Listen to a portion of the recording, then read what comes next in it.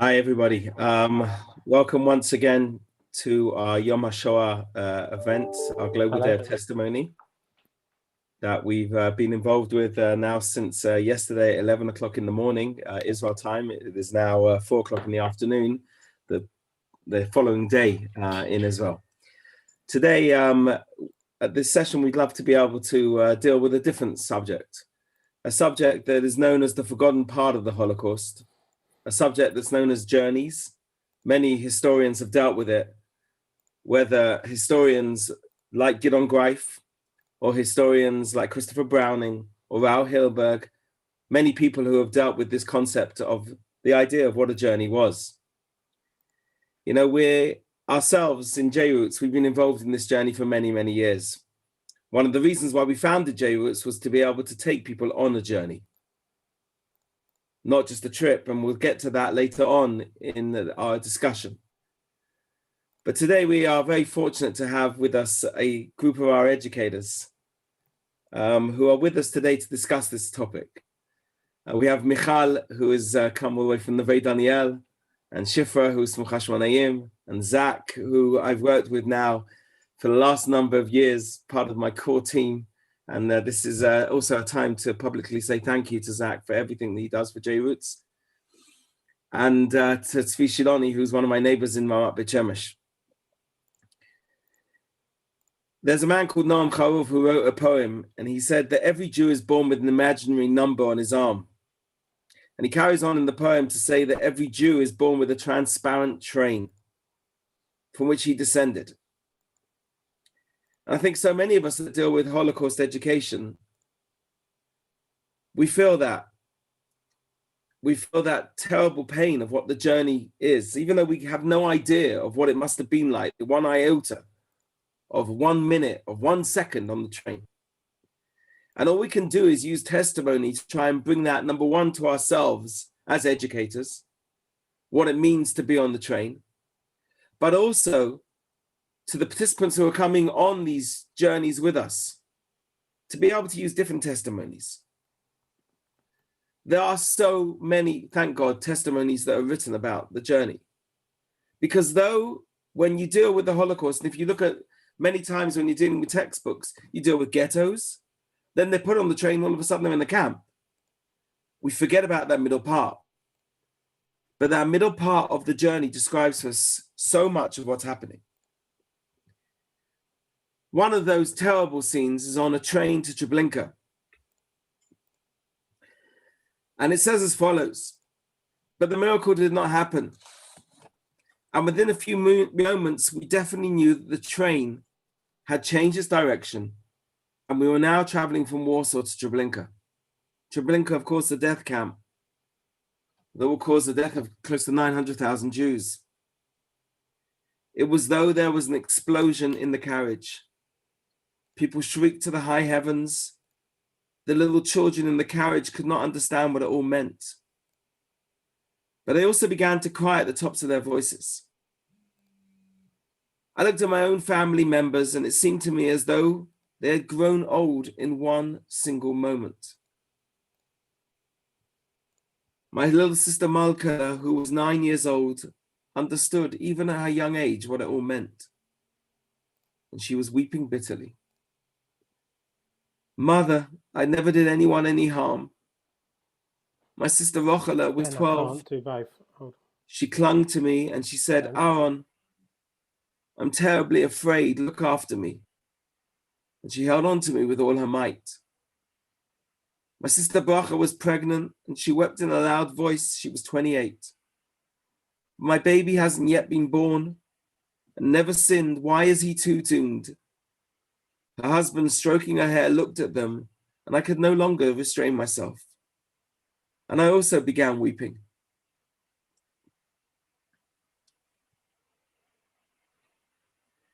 It was now plain and clear that we were on our way to Treblinka. I looked around at all the people, the images of dread and horror. Some tore their hair, some flung themselves around in despair, some cursed with all their strength.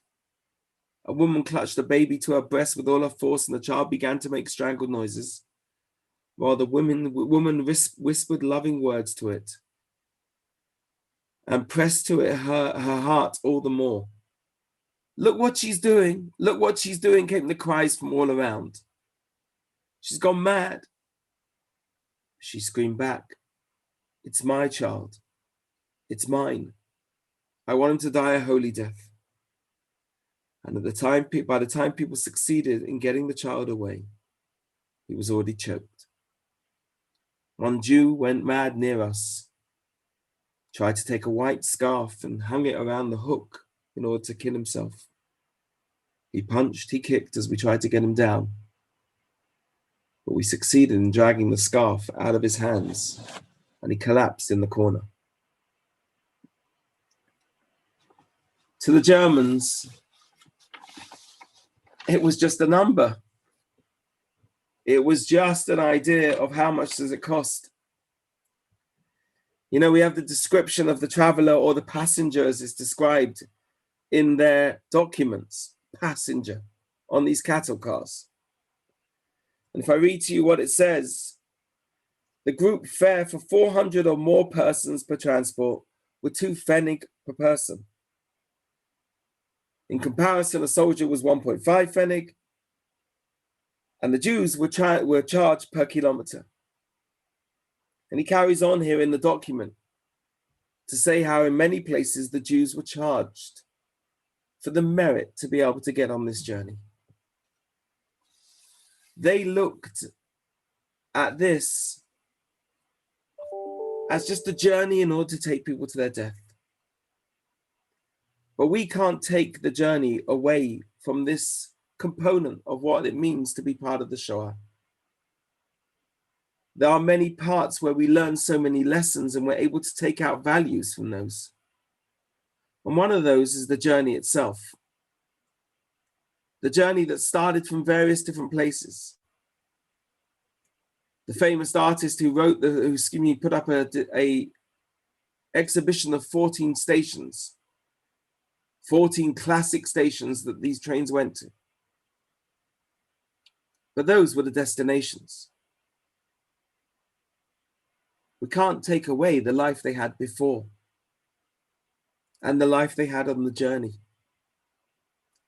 And one of those I'm going to ask now from our educators who are here to be able to help us understand this today, and a discussion that will open up between us with the different descriptions of different journeys.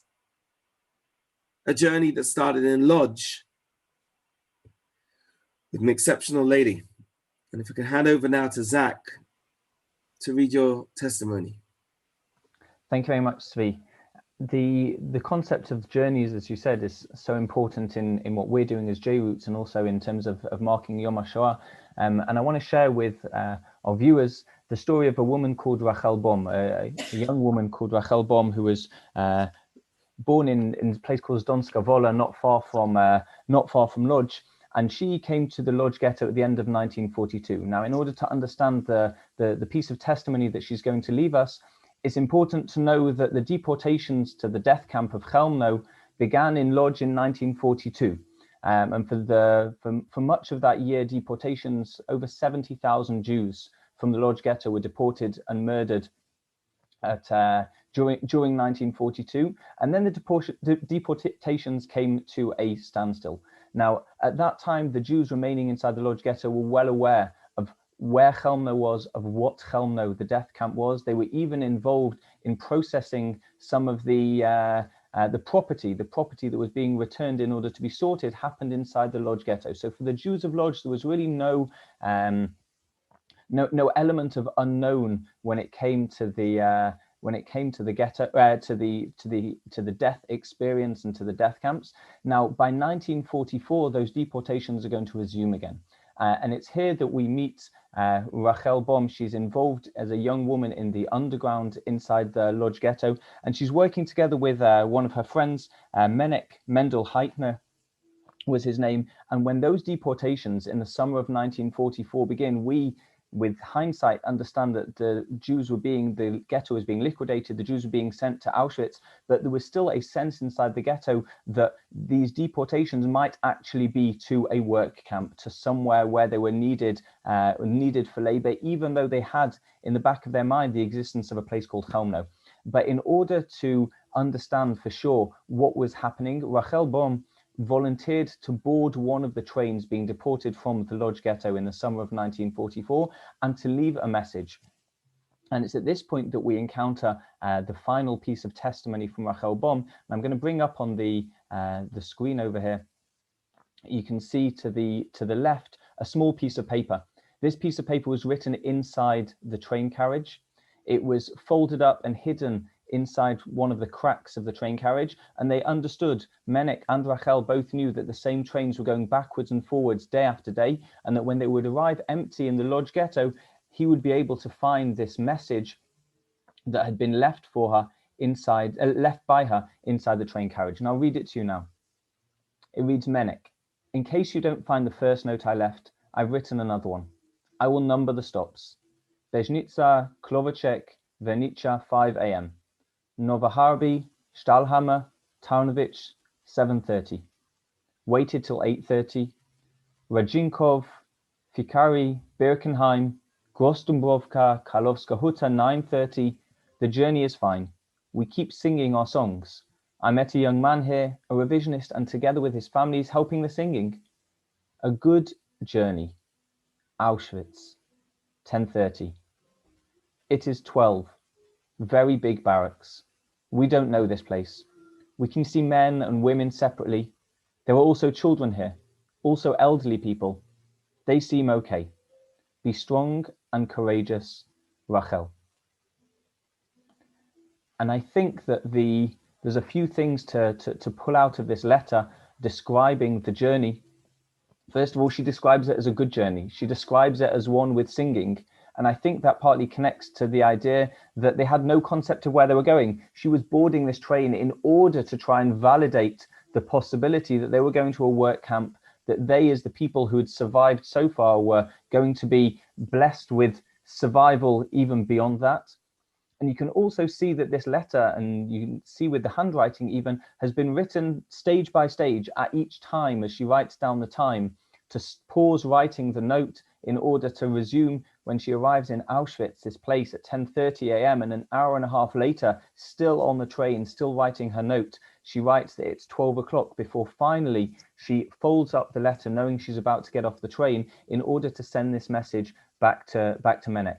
And you can sense through the letter that journey brought her to a place where she's looking around and seeing that, you know what, there are men and there are women and there are children, and those of us who have returned to Auschwitz and to Birkenau will to understand what she was looking at. She was looking from the main ramp in the middle of Birkenau out onto the ramp where possibly another train was arriving, and the possibility still in her mind until the very, very last moment that maybe this is going to be a place where they can live, and this is going to be the next stage in their lives rather than the final stage. And I think that in terms of understanding Rachel's message and Rachel's journey, for us, when we take groups back to Poland and can be in the place where this note was written or where it was received, the idea of going on, like, what is the idea of going on a journey for which one doesn't know the destination? And I think that's not something that we nowadays, thank God, can conceive of at all. But what we're trying to do when we're sort of dealing with the concept of a journey during the Holocaust is really trying as much as we can to understand the idea that these people are boarding trains or beginning walks or boarding trucks, whatever it might be, really with no sense of what the destination is and what that destination might mean. Okay, thank you. I mean, there's a definite question there whether or not people did know where they were going.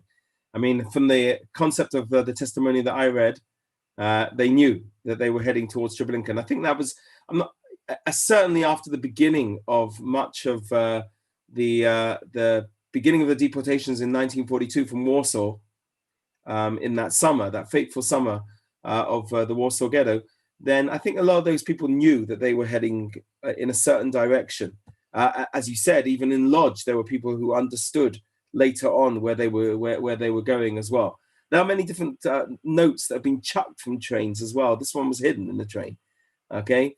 But there were many different notes that have been chucked from trains. Any of the educators here want to be able to maybe add something about some of those that you might be familiar with? I mean, one of those crazy ones that I remember reading, I think I saw it actually one time on a documentary, was about a note. And this describes clearly the same idea as you were saying, of having absolutely no clue where they were heading towards, where she sends out a note, and I've forgotten the name of the survivor, excuse me, in France, but describing the idea that they've left their sheets in the laundry. And if somebody can find this note, please can they go and pick up the sheets that have been laundered freshly so they'll be ready for me back at home when I come back. Completely clueless. It's interesting. The testimony that Zach read is a letter. It's almost to say like in real time, a letter that was written as it was happening. A lot of the testimonies that we read are often memoirs that people remember later on, which gives it a little bit of a different perspective. That how do they create memories? How much of it was really the way it happened? And the significance to me when I hear a letter like this is that this was how they actually were, because it was a letter written while this was going on and not something that was remembered years later. And the different kinds of testimonies that we share with our participants and that we read, I think there's something very authentic about these last letters or final letters.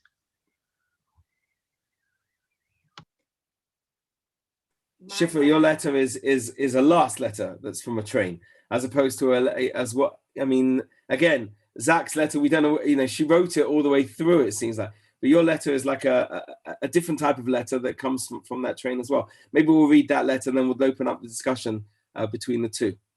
Bakasha. Sure.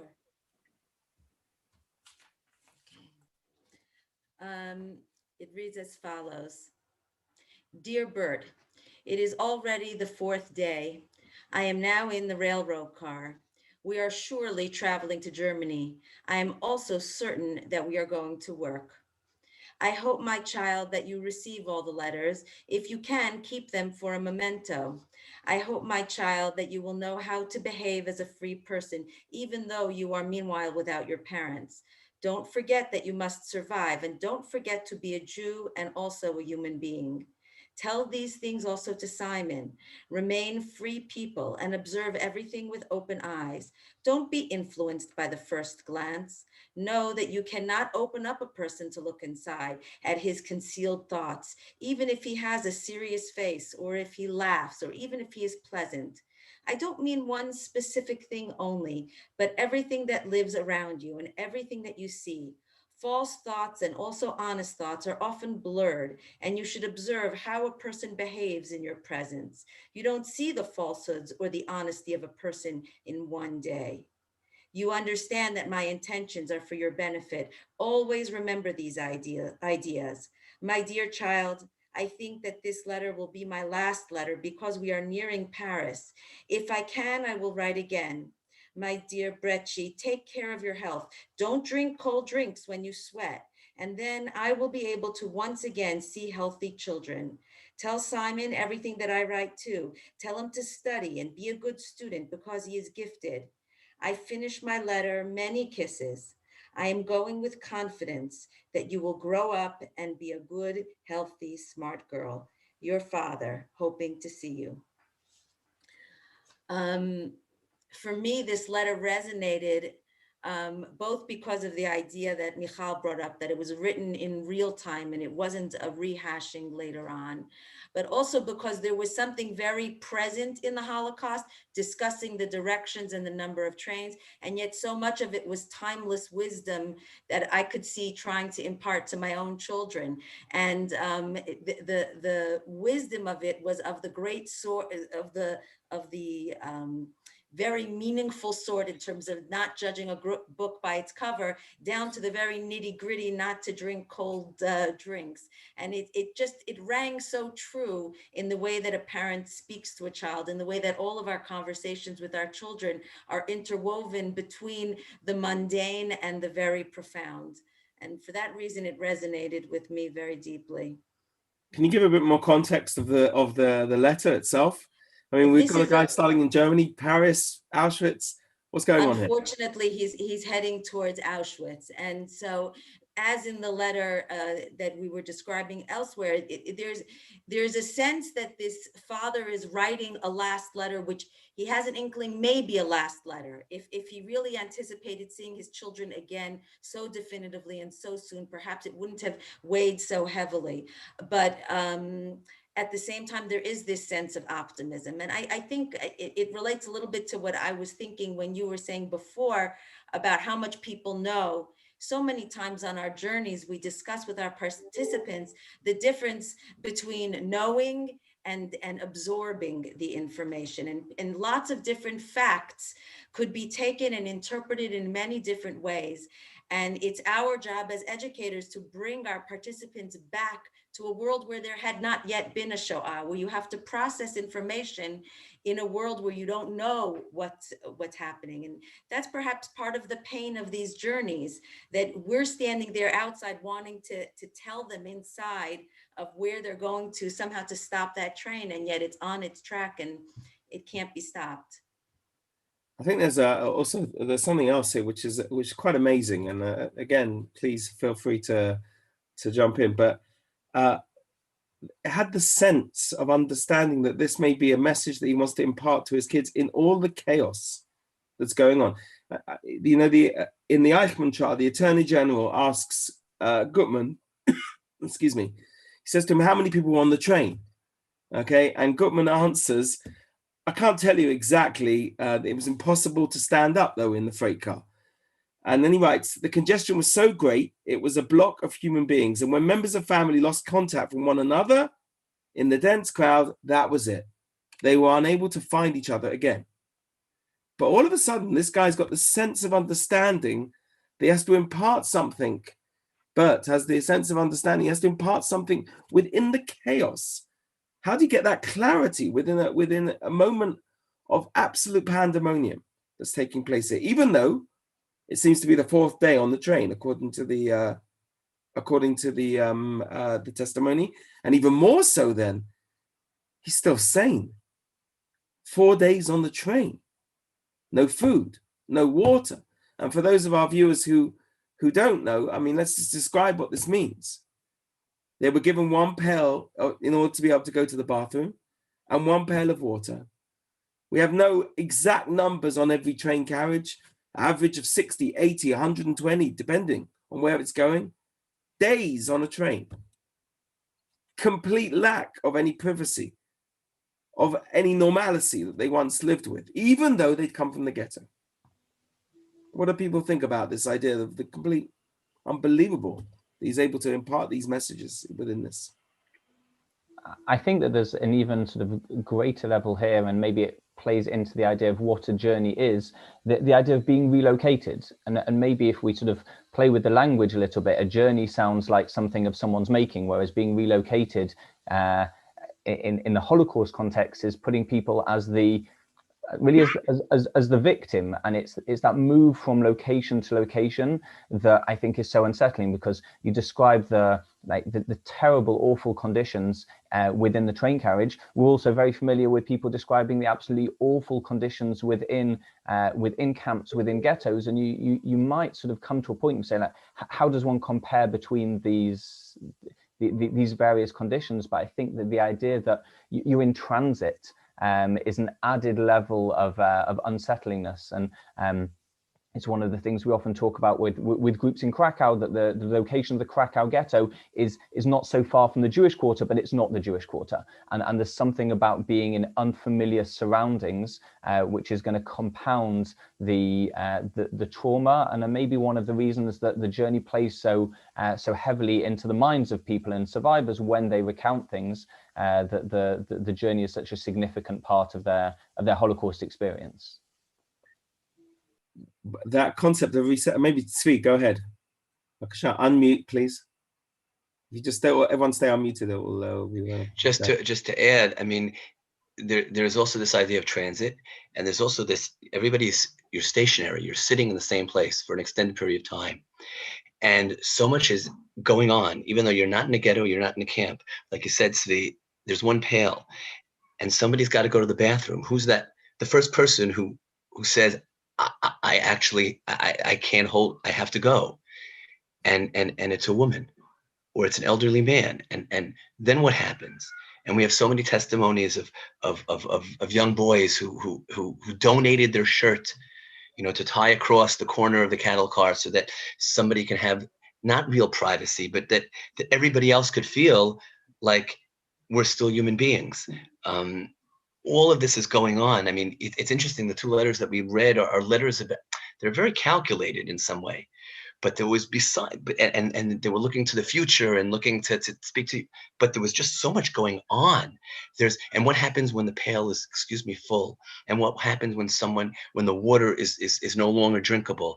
And what happens when people can't move and go to the pail anymore because it's just too crowded? And this, we could just imagine what's going on. All of that is also going on, in these trains. And it seems maybe not in that particular train that Schiffer read about, and maybe not in the one that Zach read about. But so many survivors talk about the horror that was that, and you're stuck there for a day, for two, for three. Some of the journeys from Greece almost 10 days. It's inconceivable. There's two types of journeys as well, though. I'm going to come back to something Zach mentioned a second ago about transit, this, that. You know, when we talk about the Warsaw Ghetto, when they were coming to the Umschlagplatz, of course, that collection point where the Jews were, if you want, rounded up and then moved onto the trains from there. There was terrible horror there as well. But let's think about the early testimonies that we have of getting people there, where they're offered food to come to the Umschlagplatz. They offered jam, they offered bread to come to the Umschlagplatz. And many of the people write, okay, at least the people who told us those stories, because of course, the vast majority of anyone that got on those trains will never be able to tell the story. They went to Treblinka and they were murdered there. But they speak about the idea there could be nothing lower than the ghetto. And therefore, the optimism of getting on a train, on a journey, okay, of going to a different place, that optimism itself. Interestingly enough, though, there are those journeys there which we talk about, and then there's a journey that Tzvi Shiloni has, which is not on the way from, let's say, Warsaw to Treblinka, or on the way from wherever it may be to Auschwitz. But I think this is actually on the way from another camp to another camp, okay, one concentration camp to another concentration camp, which tells us a completely different idea of what's taking place. The situation that's happening around. People are well aware of what is happening everywhere. Tzvi, you want to read your testimony? Yeah, I think this testimony seems, like you said, in transit from one camp to another. And these are clearly prisoners who have been through a lot already. And one of them says that in the car was a young Hungarian Jew. It's actually the testimony, of Noah Klieger. And he says that this young Hungarian Jew offered his friends a slice of bread so that they would join with him to make a minyan, so that he could say Kaddish in memory of his father. He knew the prisoners had absolutely no strength left, so he allowed them to remain seated during the prayers, and even allowed them to sit atop the dead bodies that lay in the car, for it was the only place one could sit. "When did your father die?" the question was asked. The young man, quite frankly, "Only a short while ago." Afterwards, he offered his friends the following information: "We are sitting on top of my father's body right now." It's just, I mean, we spoke about what we call the subject of the bathroom subject, but then there's this other subject of the bodies. The first person that dies, and the second person, and then there's a pile, and then in some cases you have more dead bodies in the car than live. And then here's this young boy saying Kaddish with a slice and offering up his slice of bread. It's just, so on the one hand, I always like this testimony, first of all, because unfortunately it shows all of the horror, really at like a climax, but it also shows literally rising above the horror. Here is this young man who says, "Listen, I don't know what's going to be, and I don't know if I'm going to make it." And it seems that he didn't make it. Somebody else was around to tell the story. But this young man sees himself as part of a story. My father's story isn't over, and I'm going to say Kaddish for him. And you guys are going to participate, because we're all on some sort of journey together. And we're on the journey of the Jewish people together. And this is what the Jewish people do. We continue one generation to the next, and we say Kaddish for our parents and our grandparents, and our children will continue the job that we've done. And it's unfortunate that our job is right here. And it looks like this is our chapter to the book, but the Jewish chapter continues. So in this horrible situation, you also see that consciousness of these people that were going through so much, but very conscious of their part of the Jewish people, and not just of what's right in front of them right now, which I think is an amazing thing. Anyone like to add something to what Tzvi just mentioned just now about the concept there? I mean, I think, as far as I know, from many of the testimonies that we all know, we know people who died on the trains, family members of survivors, okay, who died on the trains. You know, I spoke to one of the survivors today, a man that we're all familiar with, a man called Leslie Kleiman. And Leslie Kleiman, I spoke to him today just because, being Yom HaShoah, I felt was the right thing to do, and he would usually be very much part of our proceedings here. But unfortunately, because of him not being so well at the present moment, we wish him a refuah shalema, as we do to so many of the survivors who are unwell at the moment, that he's unable to be part of this. But I remember being on the train with him. Now, his family members didn't die on that train, but the last moment that he saw them was the train. Okay, and I think that in itself, you know, spells for a lot of people. Journeys spell death for a lot of people. I'm just trying to think back. You know, for me, I used to go and visit my grandfather. He lived in Wales. I lived in London, and he lived in Swansea. And I used to love getting on the train to go and visit him. That was the concept of journeys. Okay, the idea, you know, the word journey comes from this old French of journée. Okay, that's where it comes from. But it describes this idea of an extension of labor, of travel. Okay, it's not normally associated with something pleasant. But here it takes on a completely different meaning, whether from the testimonies that have been read already and from Tzvi's just now, which is the swing is completely to the other side here. And I think there's also something else here, which to me stands out as well. If there's one thing that we have as Jewish people as well, we do our best when it comes to this idea of kavod hamet, of looking after, making sure that the honor is given to the dead people, to a dead person, excuse me.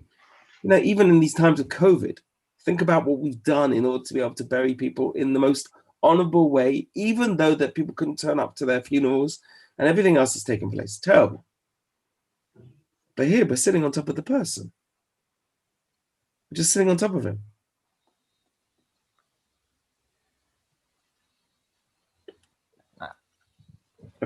Zach. I just think that one of the sort of connecting to what Tzvi Shaloni was saying about the a refusal to accept that this is it, the desire of like the Jewish story to see something bigger than simply sort of the immediate circumstances. I think there's an interesting interplay here when we as educators look at stories of the Holocaust. Sometimes we are not sure, is this because people didn't know and it was a simple sort of not understanding the sort of the magnitude of the circumstances that they were in, or was it a case of actually people did understand the magnitude of the circumstances they were in, and even so they chose to sort of fall back on their basics, on the foundations, on the building blocks of who they were, whether that be sort of an adherence to sort of Jewish custom or law, or the sort of the values that they'd built up in their families. I think it's interesting to try and bring those things out. And in terms of the journeys that we lead, I think understanding how survivors and victims during the Holocaust did fall back on the foundational building blocks of what their identity was and what their values were beforehand. People didn't sort of draw a line in the sand on the 1st of September 1939 and say that now we're in the Holocaust and therefore our value system is going to change. We like to say that they weren't Holocaust people, they were people. And we're looking at them in the context of the Holocaust, but their decisions were made as often the same people who existed beforehand, and for those who were lucky enough, the same people who existed afterwards and survived. And we're sort of all familiar with the successes of some of those survivors and the values that they've brought into the world today. So let's look at what you said. I mean, from the point of view of those people who knew one way or knew another way, those people who turned up didn't really know. Okay, anything. And Michal's testimony deals with the person, as you'll get to know in a second from Michal, probably one of the most important writers on the Holocaust from the perspective of Nobel laureate and well-known, famous, and the world is definitely lost today that we don't have him. But he had no clue, okay, of where he was going. But he writes something very pertinent here in the testimony that Michal's about to read.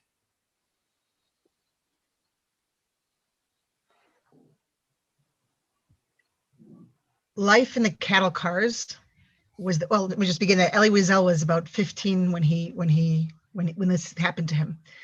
Life in the cattle cars was the death of my adolescence. How quickly I aged. As a child, I loved the unexpected. A visitor from afar, an unforeseen event, a marriage, a storm, even a disaster. Anything was preferable to routine. Now, it was just the opposite. Anything was preferable to change. We clung to the present, we dreaded the future. Hunger, thirst, and heat, the fetid stench, the hysterical howling of a woman gone mad. We were ready to endure it all, to suffer it all. So much so that a normal, structured social life soon took shape in the car. Families stayed together, sharing whatever came their way, hard-boiled eggs, dried cakes or fruit, respecting strict rules about drinking water, allowing each member a turn near the bare opening of the waste pile or at the waste pile shielded by blankets. People adjusted with disconcerting rapidity.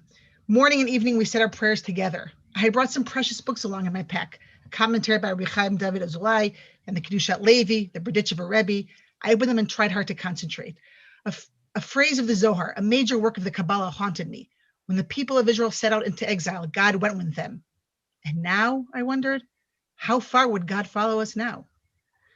On the last day, when the train stopped near the Auschwitz stations, our premonitions resurfaced. A few neighbors devoured more than their rations, as though sensing that their days were numbered. My mother kept entreating us, stay together at all costs. Someone, I can't remember who, asked, well, what if we can't? What if they separate us? My mother's answer, then we'll meet again at home as soon as the war is over. Certain images of the days and nights spent on the train invade my dreams even now. Anticipation of danger, fear of the dark, the screams of poor Mrs. Schechter, who in her delirium saw flames in the distance, the efforts to make her stop, the terror in her little boy's eyes. I recall every hour, every second. How could I forget? They were the last hours I spent with my family. The murmured prayers of my grandmother, whose eyes saw beyond this world. My mother's gestures, which had never been more tender. The troubled face of my little sister, who refused to show her fear. Yes, my memory gathered it all in and retained it all.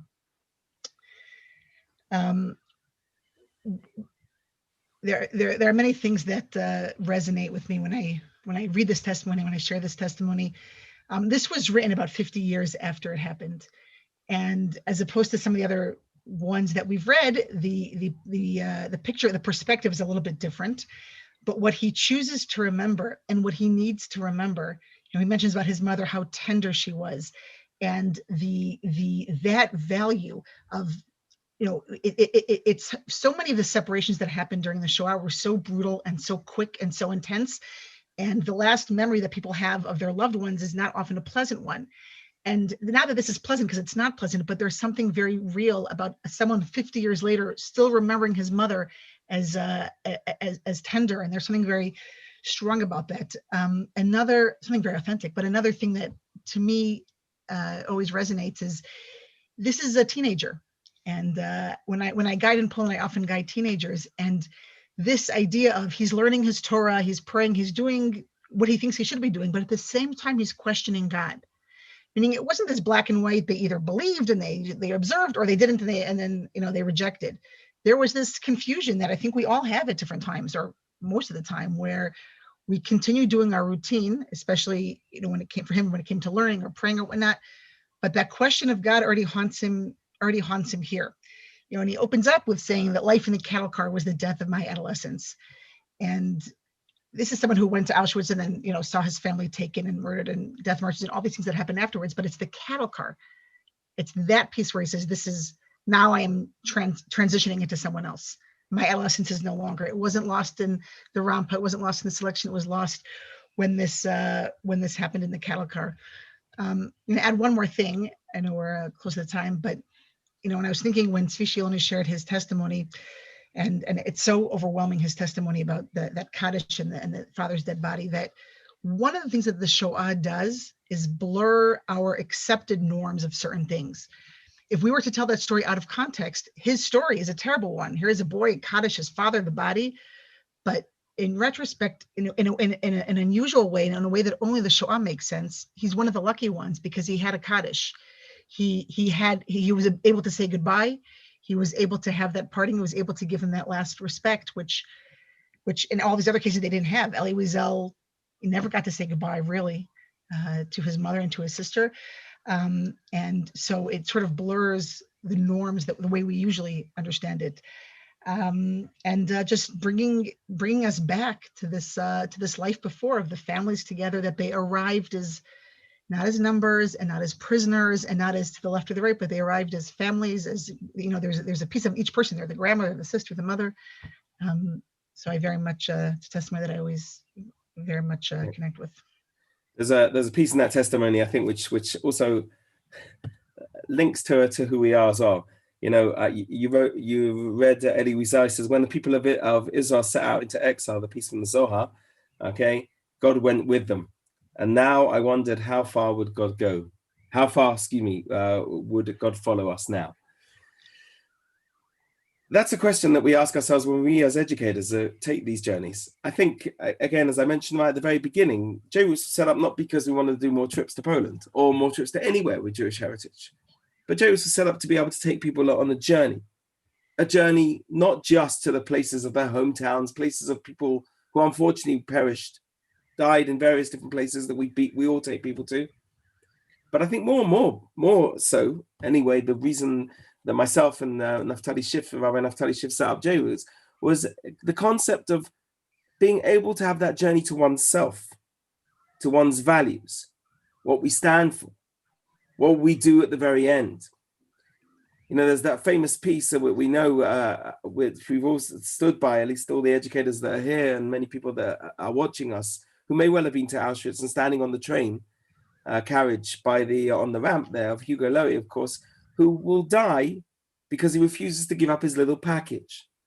Inside the package is his talit and his tefillin. Refuses to give up what he holds on to so dear. There's a beautiful piece by Rav Lau, and when he gives, if you want, the hesped after finding out the story about what really took place.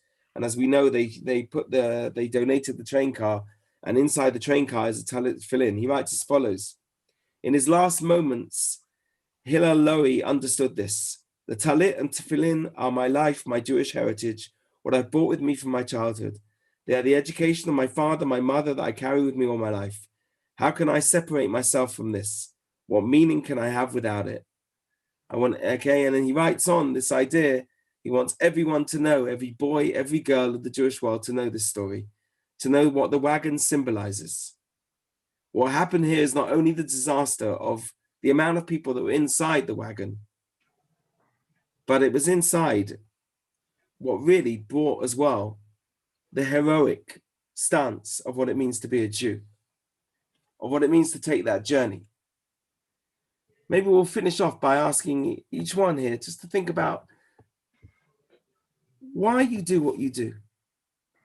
What are you trying to impart in the concept of the journey?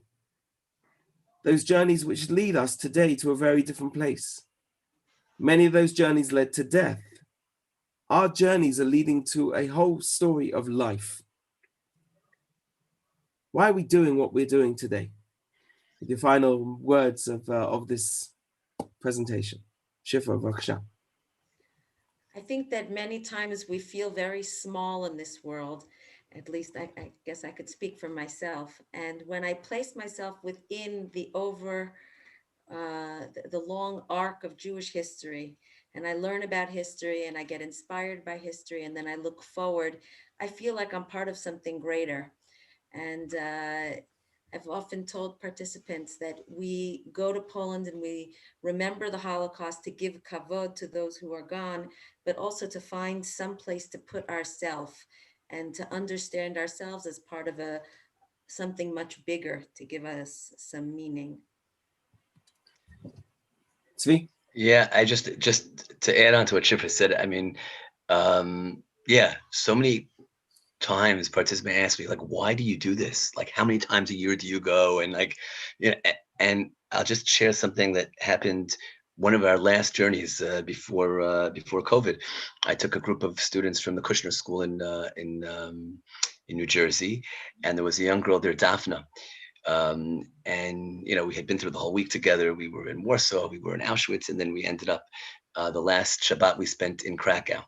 And it turns out that she's a descendant of the Ramah, Rav Moshe Isserlish, the great rabbi, the great Ashkenazi rabbi from 450 years ago, you know, whose life, basically, we live our lives every day by his you know, book of Code of Jewish Law, the Shulchan Aruch, the Code of Jewish Law, the Rabbi Yosef Karo, and he wrote together. And we went to the synagogue where Rabbi Moshe Isserlish wrote his book, and we prayed there and we danced, and I spoke about his whole story. She knew a little bit, but I don't think she really had known, or certainly the group did not know, and you know, the importance of this man and how much he affects our lives every day, literally every day, and so many times a day, you know, and I spoke, and then I said, Daphne, so say something.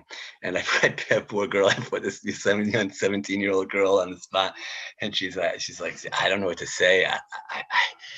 But then she said the most unbelievable thing. She said, you know, a week ago, if you would have asked me who I am, I would have told you I'm Daphna. I'm 17 years old. I'm from New Jersey. Says, I don't feel like I'm 17 years old anymore. I don't know what it is about what we just did this week, but I'm much more than 17 years old. Now, that's just, whoa.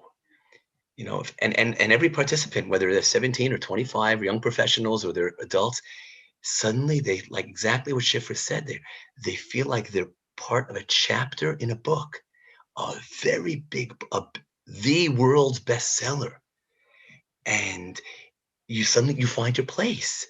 Whether your grandmother or grandfather was in one of those places, or whether your great grandmother was from Baghdad or from Morocco, it doesn't make a difference. We're all parts of chapters to this Jewish book. And suddenly you say to yourself, well, I'm not going to let my chapter be a boring chapter. You know, and suddenly you want to add, you want to contribute, you want to be part. It's an amazing thing. I think that's why we go back all the time, and I hope that that's what our participants get. Michal, some parting words? I mean, I couldn't agree more with what everyone said, and I'll just take a different angle. And as much as a journey is meant for a transition to happen, because you start at one place and you end at someplace else, beyond the fact that it's about us and our participants, we feel often very helpless when we learn about the Shoah, because we're many decades removed, and if only they knew and whatnot. But when we go and we confront and we stand and we learn and we internalize and we hear name after name, we allow their memory to be a part of us today and not to remain something in the past. And I think one of the most important things we can do today in our world is to make sure that the number 6 million and the people and the families and the souls in the communities never remain in the past, but they remain a part of who we are and what we learn about. So it's not a journey just about us. It's it's not just that we take a different part of ourselves out of Poland, but we take the memory and the legacy that they lived, not just the way they died, but the way they lived, and hopefully that it will impact the way we see our lives in a greater sense of who we are and who we're meant to be. Zach?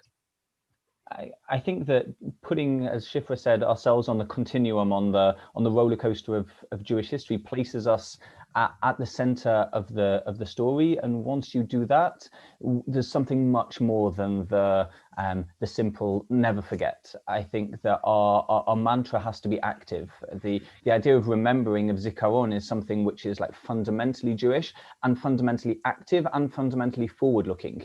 Every single festival, every single Shabbat, every single day in our prayers, we're talking about remembering the Exodus from Egypt, not as a historical fact or historical event, but as we all did a few weeks ago, we said, as if you walked out of Egypt yourself. If you've not felt that you walked out of Egypt yourself, you've not fulfilled what Pesach and what Seder night is about. And if you're not feeling the beating heart of Jewish history, then you're missing the point. And I think that what we're doing here is saying that there's so much more that we can take from the people who were, the lives they lived, the values they had, and there's something about taking it forward as well that we're a part of. So I'll just I'd agree with every one of you and say that Primo Levi, when he was asked about his memories of the Shoah, his memories started with trains, with journeys. And I think for each and every one of us as well, that idea of what a journey means is the essence of what it means to be a Jew. We never stand still. We are never stagnant. We can never be comfortable in our situation. We always have to grow the whole time. The journey, unfortunately, led to various different places that we know so well and ingrained on our memory and ingrained on each and every one of us today as scars. For each one of us, we need to take those and let them heal and be able to make sure that from here, we take that concept of a journey and turn it also into a value, into something that we can do something with, but don't stand still with it. Move the whole time. Move the whole time. I can't thank our educators enough, and we're now going off to a survivor convention that which is one of the central parts of JRoots, looking after our survivors. But there's much more content that's taking place this evening, all the way through till I think 9 o'clock is our last session this evening, is our time. So please join us on Facebook or on YouTube, JRoots.journeys for Facebook and JRoots Journeys on YouTube. Thank you very much, and it should be a meaningful day for everybody. Thank you.